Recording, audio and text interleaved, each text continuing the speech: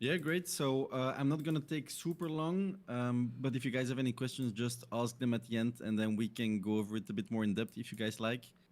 Um, what do you say, George? We start already, or we wait till Yeah, more we can people join start. in? No, it's okay. We can start. All right. So just let's have a look to Bitcoin because this is a Bitcoin only stream, so we're not gonna do altcoin requests. So yeah, first things first. Why did we drop? And this is a bit of a recap of last week actually.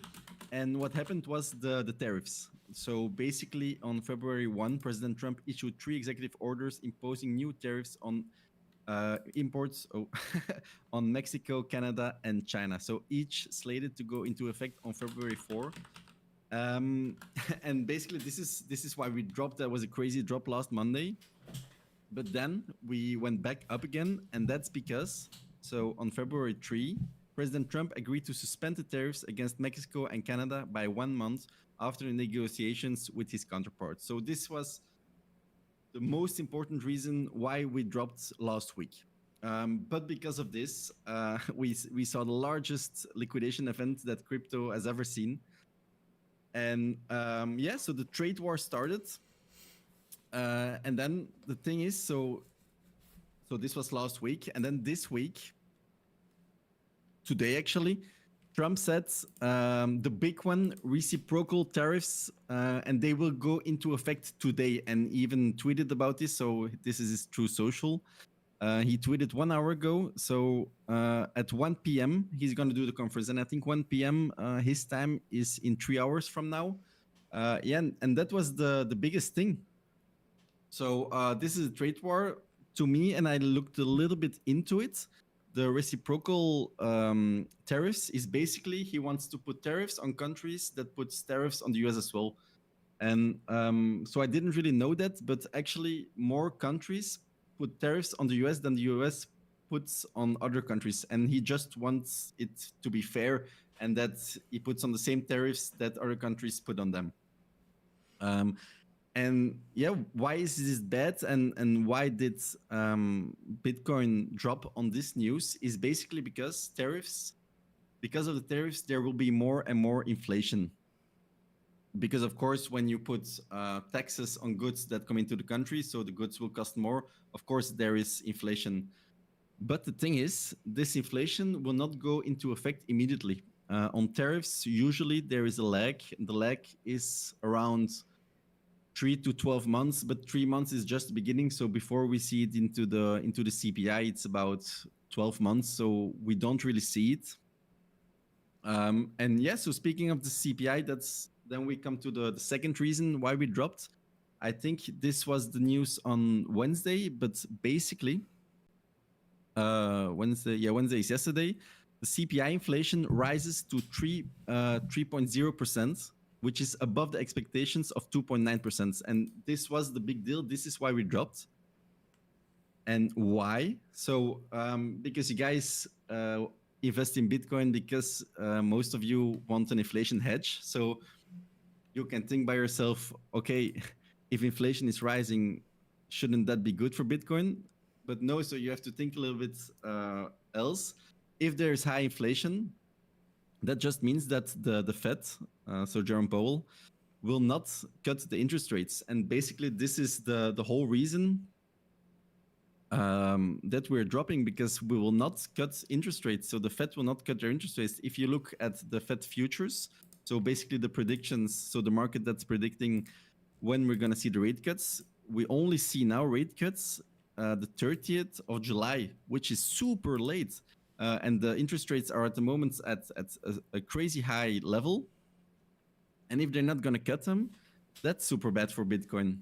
So yeah, you have to see it like that. And so basically on this print, the S&P futures, they fell 1% immediately on this news. And as we know, Bitcoin is super correlated to the S&P. And yeah, that's just the reason. So like I said, the Fed will not likely cut their interest rates. But then again, so I made a tweet about this a couple of days ago. And I think the market is a little bit wrong. Why? Because if you look at Trueflation, and Trueflation is basically a website which uses oracles to have like the real-time data of inflation. And if you look at Trueflation, inflation is dropping kind of hard, which is super good. But this is not reflected on the CPI print yet. And basically, like I wrote into this tweet, is that there's a 45 days lead. And normally, we see this 45-day lead. This should appear into the BLS report, which will be on 12 March. So this is the report where the government puts their CPI targets. And if you look at this, the next FOMC meeting for the rate cut decision is the 19th.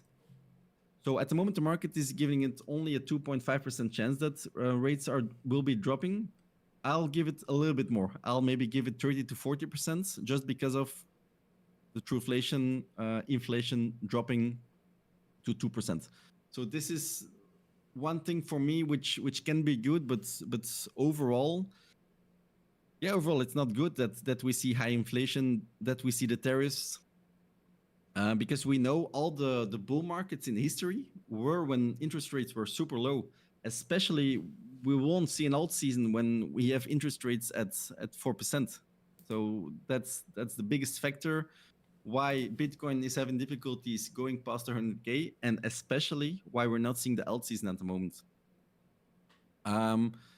So yeah, but you never know, because, for example, Donald Trump, he continues to say interest rates should be lowered, something which go hand in hand with the upcoming tariffs, which is true because the tariffs will lead to inflation. And if the Fed won't cut their interest rates, the stock market will go down. So, of course, Trump doesn't want the stock market to go down. But then again, if you lower interest rates, if you put on tariffs, there maybe will be inflation into the US. But I think Trump is a real advocate for the stock market, and he just wants the stock market to go up. It would be a shame if the stock market would go down when Trump is in office. I don't think he will allow that. But yeah, we'll see. Nobody really knows what will happen, but we'll have to wait. Okay, so this was all the parts why I think that Bitcoin is having difficulties. So now let's go over to the global liquidity. So, because for guys that are watching me and George, well, mostly me, but when I come onto the George stream as well, I think global liquidity is the most important factor on why Bitcoin is going up. So you always see that every bull market, global liquidity is going up. And so the cycles we have in Bitcoin, that's just mostly because of the global liquidity cycle. A lot of guys think it's because of the halving cycle, but I'm more into the camp that it's really global liquidity that's driving these Bitcoin cycles. So basically, when there's just a lot of liquidity into the system, investors just go to more riskier assets, like, for example, Bitcoin. And that's why we see this Bitcoin price rising. So about global liquidity, and it went down these last couple of weeks, but last 3 weeks, global liquidity is in an uptrend again. So this is really good. And global liquidity rose by 700 billion last week to $174 trillion. So this is very good. And this is basically because the central banks are improving their liquidity, not the Fed, but it's mostly due to the PBOC and the ECB. And well, actually, the most important thing is that the US dollar is losing its momentum. And maybe I can show it a little quick here on TradingView, because I think this is going to happen. It's the same which happened last time when Trump was in office. So as you can see, DXY took a little bit of a breather. So it went down by about 2 to 3%, which is a lot for the dollar index. And I think this is going to happen. So I think the dollar will move lower and lower. Why?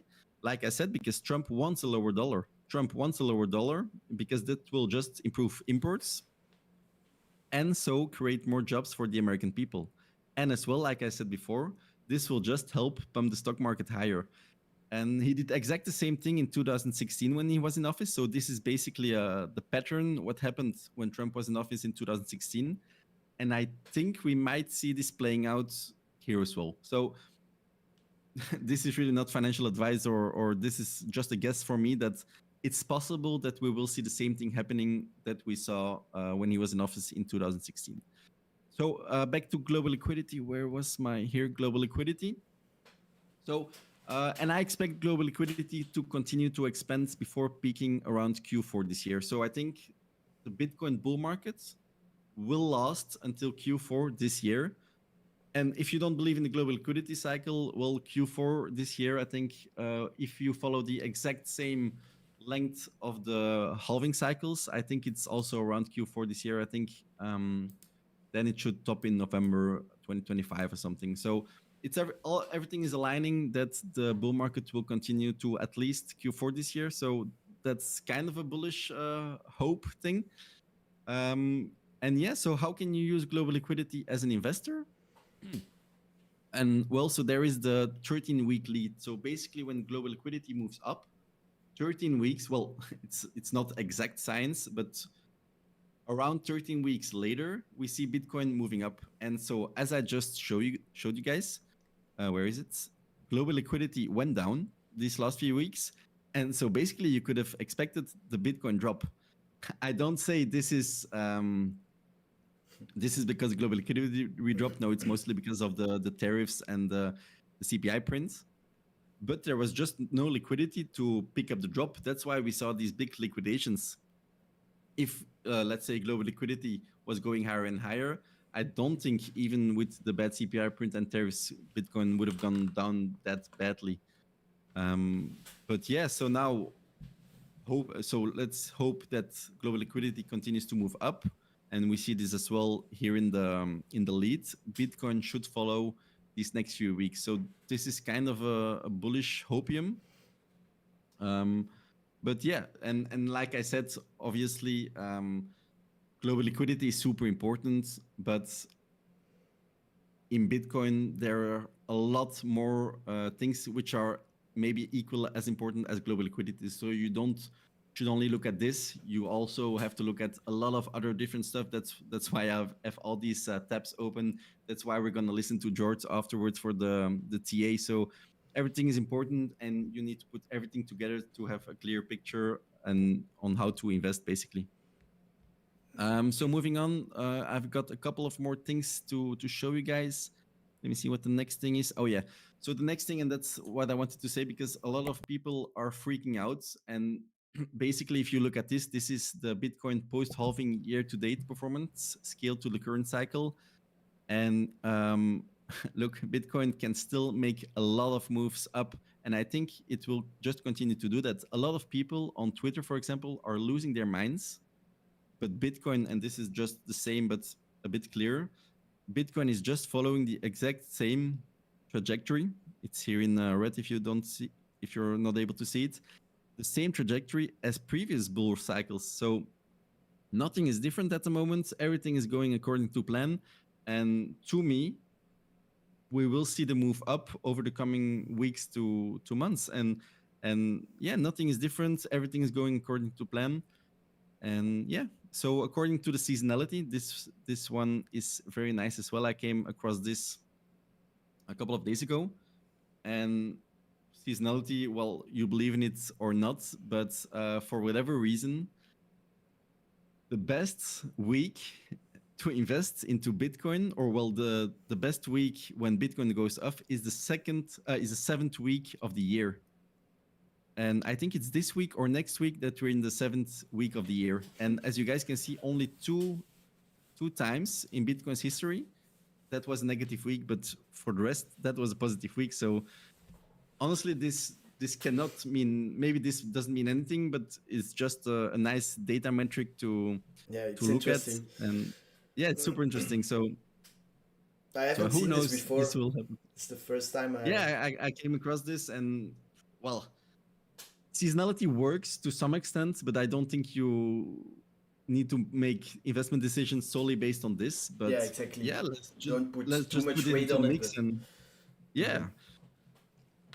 So yeah, and then the last thing, which is very good for Bitcoin, especially, is the stablecoin. So I talked about it a little bit before, that the global liquidity is important, because of course, the more liquidity there is into the system, the higher the asset prices go. and into the crypto ecosystem itself, we have stablecoin liquidity, which helps as well. So if there is more stablecoin liquidity, if stablecoins seeing a lot of prints, that helps the rise of Bitcoin as well. And we saw this every bull market as well. This is the previous one. So it's also very good to predict the bottom. So when we have a sharp sell-off, it forms a bottom. And then when it breaks out again above the previous high, usually we see the rise into Bitcoin as well. This is not something that happens immediately. I'm not exactly sure what the lag is. I will research it next week. But so this just builds up all the stablecoin liquidity. And a couple of weeks to months after it, we usually see the Bitcoin breakout happening as well. And so it was a very nice tweet from Osemka. And I think here, yeah, this one, at the moment, we're at that breakout level. So stablecoin liquidity is rising up, and I think we already broke out. I'll show it a bit later. And to me, this is one of the best indicators also to see if Bitcoin is going up or down. If stablecoins are going down, to me, that's a very bearish signal. But at the moment, stablecoins keep continuing to go up, which is super bullish for Bitcoin. Here is the website where you can see it. So this is Artemis Terminal. To me, this is one of the best websites where you can see the stablecoin supply. And as you can see, 8% up over the last 30 days, which is a lot. I'm not exactly sure if 8% up in stablecoin means 8% up in Bitcoin. I'm pretty sure it doesn't work like that. So I have to research a little bit more. I didn't see any research yet which explained this. So maybe I can look it up myself. But 8% up in stablecoin liquidity over the last 30 days is quite bullish, and you see this here as well. So we did the breakout actually. So this was let's say we believe this tweet and the research he did around this. We saw the breakout. So normally we should see in the coming weeks the breakouts in Bitcoin as well, according to the stablecoin liquidity indicator. So this is again another thing to add into the mix. And yeah, so I was preparing this stream like 2-3 hours before, and I started with a lot of negative things, the tariffs, the CPI print. So I said to myself, okay, let's put a couple of good metrics, good data points to Bitcoin in it as well, because it's not all that negative. Maybe last thing, and then I'll leave it over to George. Another great metric to look at it as well is the gold price, actually. Because Bitcoin, gold leads the Bitcoin's price by 3 months. So when we see this insane run happening into gold, usually 3 months later, Bitcoin follows the exact price of gold. So this as well. So normally in a couple of weeks to months, if this does the same as history when we see the 3-month lead, Bitcoin should rise as well. Yeah, so about the TA, maybe I'll show something real quick. Of course, George is 100 times better than me, but one thing I use for myself when I trade is the Ishimoku cloud. And at the moment, it's not looking good on the Ishimoku cloud. So we had the bearish TK cross. Price closes into the clouds, and when this happens, so when the bearish TK cross happens, when price closes into the cloud, there is around the 80% chance that the price visits the lower end of the cloud. So this is called an edge-to-edge on the Ishimoku cloud. So yeah, historically speaking, 80% chance this happens. I honestly hope this doesn't happen, but let's get back above the TK cross then and invalidate this as soon as possible. Yeah. Let's do it. Okay. Great stuff, man, as usual. Bitcoin is pumping a bit on the bullish news, the bullish FA news you just told us, so that's a good thing. You're listening. Yeah. BlackRock is listening. Right. So I'll give my thoughts. I'll share my screen quickly. There we go. All right. So I'll give my thoughts on Bitcoin as well, both high time frame as well as low time frame, and give some plans. If you have any questions, feel free to ask in the chat as always. So where is Bitcoin trading at the moment? I mean, we've said it 100 times and I'll say it again. We're simply ranging, okay? Ranging in between a range high and a range low. Let's see on the daily, range high and range low. Mark it out as a range. And ask yourself the question, how would this range that we're currently trading in be any different from, I will say, the bigger range, but it's still a range as well, that we've been trading in from March 24 all the way to October 24. You know, we saw the really good run, a range setup, lows got swept aggressively but got bought up, and we saw continuation to the downside, so continuation range. What would invalidate that this range is just similar or the same to the range that we saw there? Because, you know, we have seen sweeps, we have seen aggressive down moves, but every time they got bought up aggressively as well, just like we saw in this range. What would invalidate this? Well, a break below range low. So that immediately is my first point to be cautiously bullish here and at least not start calling for I saw some people target 70k from here while we haven't even broken out of the range yet. If we close a weekly candle below these range lows, then I can see why you're talking about those kind of targets. But until then, this should just be seen, in my opinion, as always, as a continuation range that leads towards higher prices. So in this daily or weekly range, whatever you want to call it, we have swept the highs and swept the lows. So there's no clean drawn liquidity on the daily, on the range levels at least. So what do we use them for? Just as key pivots. We'll look for lower time frame sweeps into those levels and look for trades at the extremes, you know. And if you ask yourself the question, what was the latest aggressive sweep to the upside or the downside? Well, then we'll have to say to the downside, obviously. On the move we got here, the biggest liquidation event in the history of Bitcoin, not in percentage wise, of course, but in dollar wise, the amount of liquidations. Because that's something I saw as well, people comparing this to the crash of the COVID crash. That's has nothing to do with each other, but because you should have been here when we saw the COVID crash. It was literal, we were moments away from zero. It was crazy times. But anyways, so what was I saying? Yeah, the lowest, the most recent explosive move was to the downside. Okay, and what tells you that a lot of longs were more than likely stopped out on this move. So after that, where's gonna be the next logical draw on liquidity? Well, to the other side of the range, which would be range highs. And what I always like to do then, when you got an aggressive sweep, you got a buyback, where do you look for longs? Well, at the OTE area. So you draw your OTE from the low of the down move to the high of the bounce, and then you'll see the 705 fib level is the mid-range of the 7.9 and 6.2 Fibonacci level, and that area in general. Well, the real OTE is gonna be the 705 level, but I just in general like using the area in between the 0.79 and the 0.62 level. So this area in general is gonna be your optimal trade entry. So from the time that we saw the bounce to this high, right, the first thing I did was draw my OTE and see where my OTE was resting, and big coincidence, well, actually not, it lined up perfectly with the area where we ranged down here.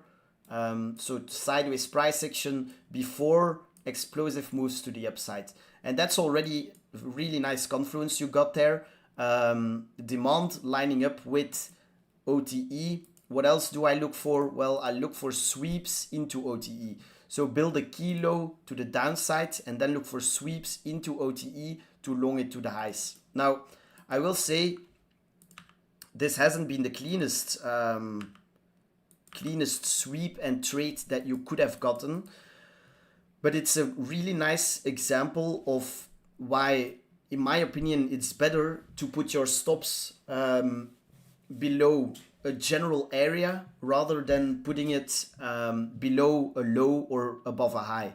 And why is that? Well, for example, in this case, me as well, by the way, I longed it multiple times looking for higher price targets, right? Looking for prices at least above 100k, but honestly looking for even higher, above this former high right here.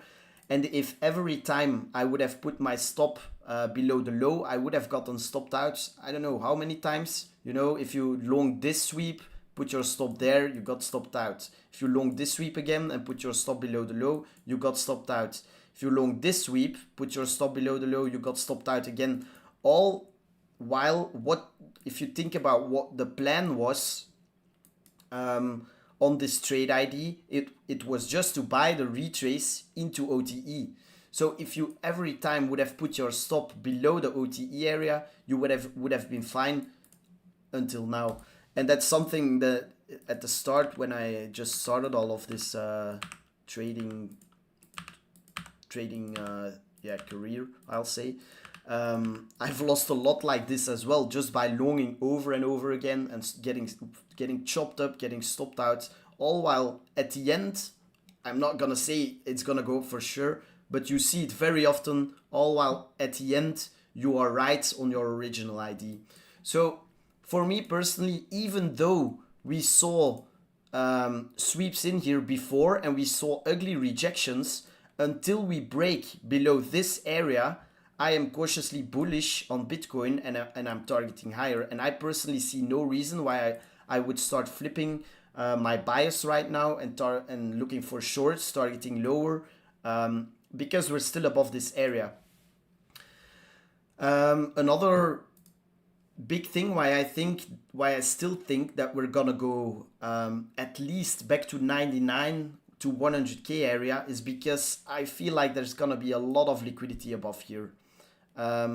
We haven't really seen a good sweep in there, and yesterday we didn't sweep any liquidity at all. We did get rejected pretty hard, but I feel like a lot of stops are gonna be resting above here. If you look at the liquidation levels on high block, that's something I use as well. You're gonna see that there's gonna be a lot of confluence of those levels, or on the heat map as well, around 99 to 100k. And that's a big reason why I'm still in the camp of thinking that we move higher from this general area. Does that mean from here, or do I think that we don't see another low or a sweep of this low? No, but that what I do think is that if we move lower from here, it will most likely be another wick. I would be surprised if we break down from here and just keep on going lower. In my opinion, it would make more sense to go for another sweep and then see a real good buyback that really sends us towards this area. But because I feel like a lot of people got chopped up in the last couple days trying to long the pullback. And honestly, if you just take a look at it, what has Bitcoin done? Nothing. We've just been ranging, I mean, in a channel, in a range. If you could also draw it like this, range low and range high, you know, just a general ID. Bitcoin hasn't done anything. So yeah, that's why it gives me the idea that it still wants to trap people and actually trade higher, but maybe we see another sweep to the downside first. So concrete plans, high time frame. For me personally, I don't see a reason to be concerned, and until we close a weekly candle below range low. And that means that I could still see a sweep, an aggressive sweep of all of this liquidity, right? Because this low hasn't swept that one. It didn't have to, but the reaction, the the buyback, sorry, didn't see a lot of follow through so far, at least. So does that mean we need another sweep? Maybe, nobody knows. But that means that I could still see a sweep of all of this and just again a huge buyback close within the range, more ranging for God knows how long, right? And then more upside would line up with what Jack told us. Liquidity, The global. Shimoku as well. Yeah, maybe. The first drop is like till the bottom of the Ishimoku clouds, and then with the global liquidity, you move up higher afterwards. Maybe, yeah. I don't know where the bottom is exactly. Around 85, I think. Yeah, 84. Yeah. I mean, it would So be your a, squiggle was like perfectly at 84. So yeah, it would be aggressive. It would be a big nuke, and also will likely nuke to sub-zero levels. So you don't want to be exposed then, but it's what Bitcoin does, you know. And trust me, back in the days it was even worse. Now the moves are they're still very aggressive, and alts overreact most of the times. But yeah, that's just what Bitcoin likes to do. So still cautiously bullish, but I could still see something like this, and then a reclaim, and then this, the low being in, that leads to ultimately, I don't know when, more upside. I give a scenario like that the biggest chance. Well, not the sweep here, but the fact that this is a continuation range, and this is a range that ultimately will lead to higher prices. But if not, so be it, you know. So that's the first scenario. Second scenario, we nuke below range low and we close below. Then the question is, what do you do then? Well, personally, I'm not a fan of shorting into a close below a level. Why not? Simply because also something that Bitcoin really likes to do is closing ugly below a level, and then the next day wick below the low and just absolutely send and close back above the level. So I wouldn't short into that. What would I do is simply use the range low level once again for a confirmation to look for longs again. So if we close below, be cautious and be ready for a lot more downside, maybe towards 70k. And it doesn't matter what it does in between here, right? But as soon as it closes back above range low, sorry, right? Look for long entries on the retest and target first range high. No need to be targeting immediately a lot higher, but at least hold some in case we do go a lot higher. So there's honestly no difference, by the way, between a sweep and an immediate buyback like we saw right here or right here, and a strong close, and a dump, a close down here, and then the buyback, right? For me, that's exactly the same, and you will see cases where, like here, for example, right? You got the ugly close below the level. How many people were targeting 40k? I don't know. But then strong buyback, strong close, continuation to the upside. Of course, back into resistance, and then we dropped again. But it's just to give you an idea of what can happen. So those two scenarios are if we trade lower from here. What if we don't? Well, for me, still a very likely scenario as well, because the sentiment at the moment is so bearish, right? Nobody would expect a move like this, a close up here, well, maybe not that high, a close up here, right? Maybe a retest, some ranging, and continuation to the upside. I think a lot more people are currently expecting us to bleed lower and go all the way back to 70k. I'm not sure they're ready for this. Of course, like Jack also said, that's just one thing to look at, the sentiment, but they all line up pretty much, for me at least, to think that we might be in for a short squeeze here soon. Not sure if it's gonna be after a sweep here or from here, But anyways, we'll see. So second plan, if we move higher from here, what's gonna be the lower time frame key area to keep an eye on? Well, this range mean. Why this range mean? Well, it's been pivotal all the way, as you can see.